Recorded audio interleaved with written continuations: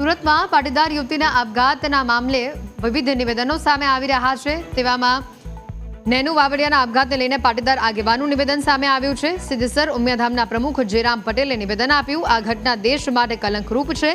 સરકારે આ ઘટના અંગે કડક પગલાં લેવા જોઈએ। તાત્કાલિક કોઈપણ સમાજની દીકરી હોય આવી ઘટના ન બનવી જોઈએ। આ ઘટના ચિંતાજનક છે।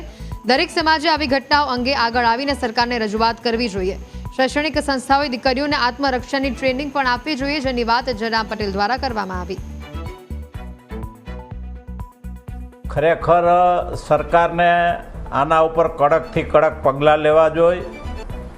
કોઈ પણ સમાજની દીકરી હોય, કોઈ પણ સમાજનો મુદ્દો હોય, દીકરીઓ ઉપર જે કાંઈ અત્યાચાર થાય છે, દીકરીઓ ઉપર જે કાંઈ બનાવો બને છે એ ખરેખર ઘાતક છે।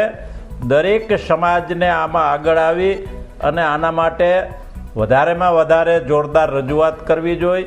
સરકારને પણ આમાં એકદમ કડક પગલાં લેવા જોઈએ અને જે કાંઈ ગુનેગાર હોય એને કડકમાં કડક સજા થવી જોઈએ। ખરેખર આમાં દરેક સંસ્થાઓને, શૈક્ષણિક સંસ્થાઓને ખાસ કરીને સરકારે એક DLSS કરી અને સ્કૂલોનું આયોજન કર્યું છે। હું પણ ધ્રોલમાં એક દીકરીઓની સંસ્થા ચલાવું છું, 2,500થી વધારે દીકરીઓ છે। એમાં અમે આ ફેકલ્ટી લીધી છે। એમાં તમામ દીકરીઓને આ જાતના ટ્રેનિંગ આપવામાં આવે છે, એના એક્સપર્ટો આવે છે અને ગવર્મેન્ટ એની સહાય પણ આપે છે।